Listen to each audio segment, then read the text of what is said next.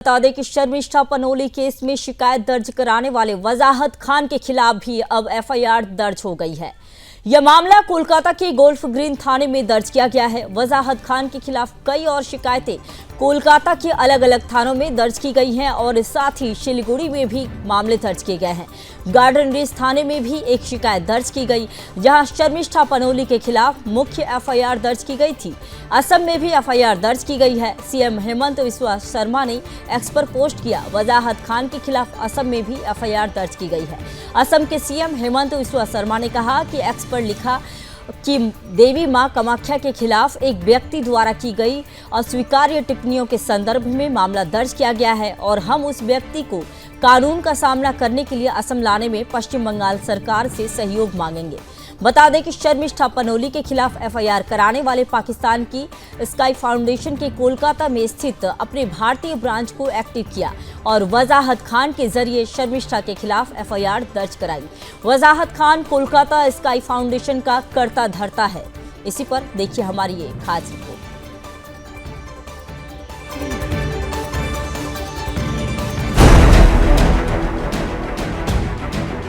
शर्मिष्ठा पनोली मामले में बड़ा खुलासा, क्या पाकिस्तानी आईएसआई के दबाव में हुई कार्रवाई?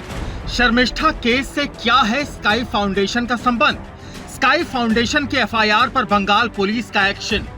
स्काई फाउंडेशन का कराची पाकिस्तान में है हेड ऑफिस, कोलकाता में है स्काई फाउंडेशन का ब्रांच ऑफिस। वजाहत खान है बंगाल में फाउंडेशन का कर्ता धर्ता। वजाहत ने ही कराया शर्मिष्ठा पर एफआईआर। हिंदू देवी देवताओं पर वजाहत करता है अश्लील पोस्ट। माता कामाख्या पर कर चुका है अश्लील टिप्पणी। भगवान श्री कृष्ण और गोपियों पर भी कर चुका है अभद्र पोस्ट।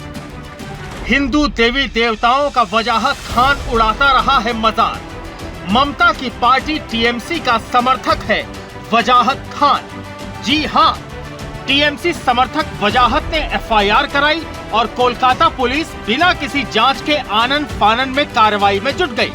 सवाल यह है कि यह कार्रवाई किसके दबाव में और किसे खुश करने के लिए हुई? क्या पाकिस्तानी स्काई फाउंडेशन के दबाव में ममता और उनकी पुलिस ने ऐसा कदम उठाया?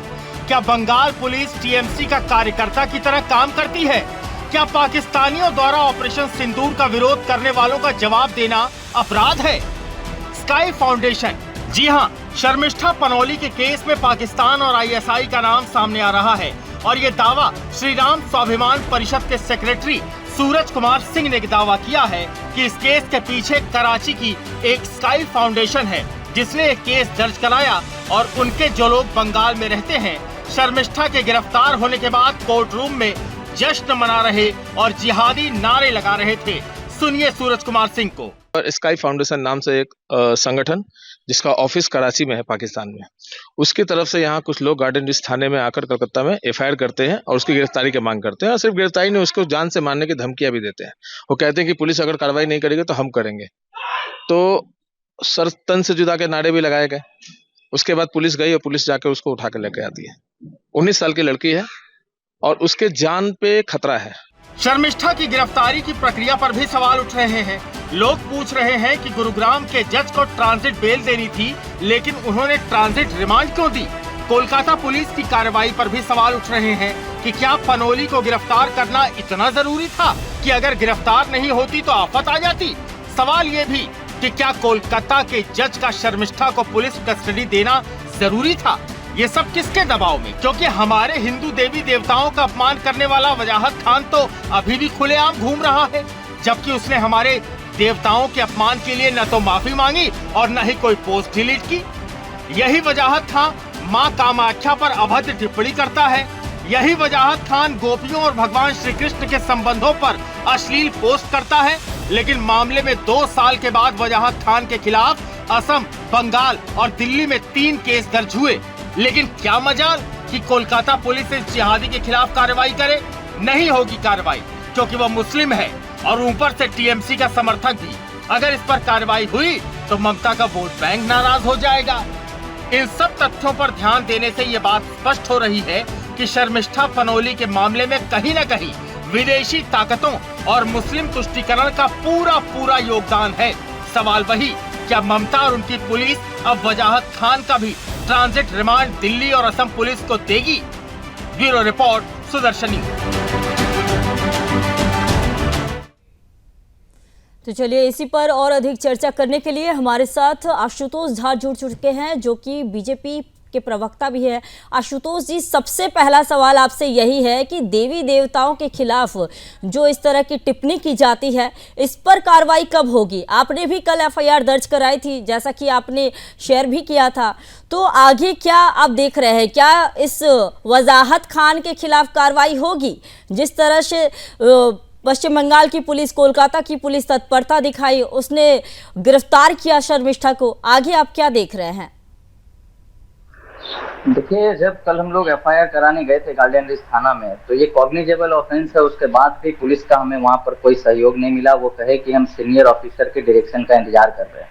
हमने कहा कि भाई, जब शर्मिष्ठा पनोली के खिलाफ वजीहत खान ने एफआईआर कराने आया था, तो उसका तो आपने तुरंत एफआईआर ले लिया। वही सेम ऑफेंस इसने किया, तो फिर अभी ये देरी क्यों की जा रही है?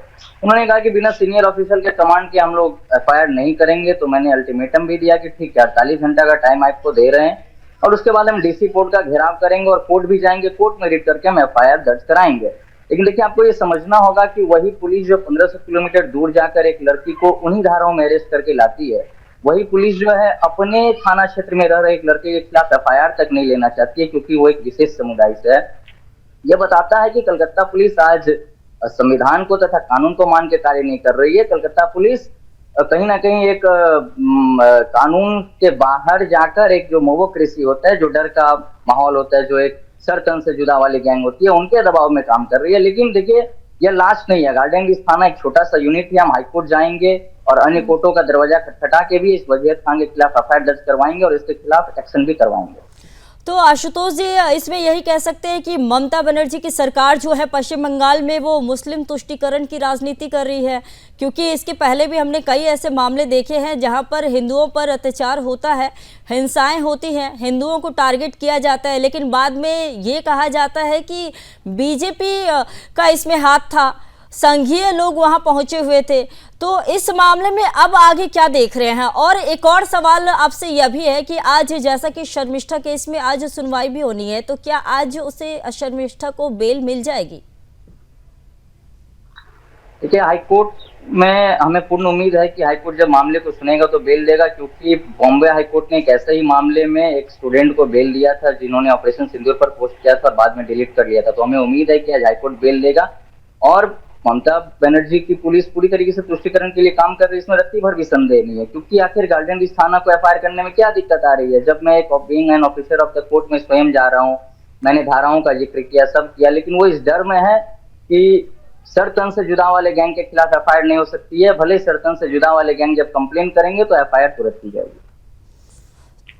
तो आशुतोष जी, साफ सीधा यही है कि जो सीधा जिस तरह से जो मामले सामने आ रहे हैं, इससे साफ यही होता है कि बंगाल सरकार एक सिर्फ जो कि वहां की मुस्लिम तुष्टीकरण की राजनीति यही कर रही है। आशुतोष जी, अगला सवाल मेरा ये है, आने वाले समय में देखिए चुनाव भी होना है, तो क्या ये जो शर्मिष्ठा के खिलाफ जो कार्रवाई की गई है, तो चुनाव को देखते हुए क्या क्या है क्या? क्योंकि जिस तरह से चुनाव होना है, तो जिस तरह से वोट बैंक की जो राजनीति है, ऐसा देखिए बीजेपी भी लगातार आरोप लगाते आई है कि पश्चिम बंगाल की सरकार जो है मुस्लिमों को खुश करने के लिए कार्य करती है। तो क्या उसी को देखते हुए शर्मिष्ठा के खिलाफ इतनी त्वरित कार्रवाई की गई है, इतनी फास्ट तरीके से? जैसे ही एफआईआर होती है, उसके बाद कोलकाता पुलिस गुड़गांव आती है और गिरफ्तार करके ले जाती है शर्मिष्ठा को।